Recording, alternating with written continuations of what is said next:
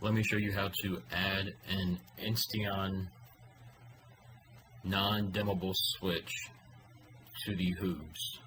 The first thing you'd want to do is scroll all the way down to the bottom under your platform Insteon local. Click the add button.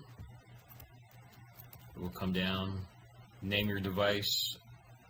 For example, you would want to name it bedroom light. Next, you're going to put in your 6-digit Insteon ID number.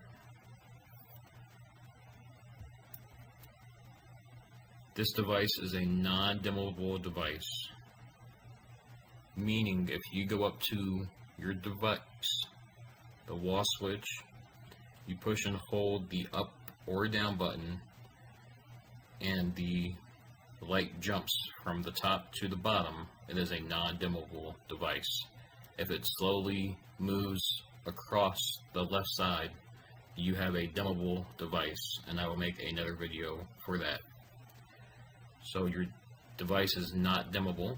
Your device type will then be a switch. And remember, every time you make a change, you need to save.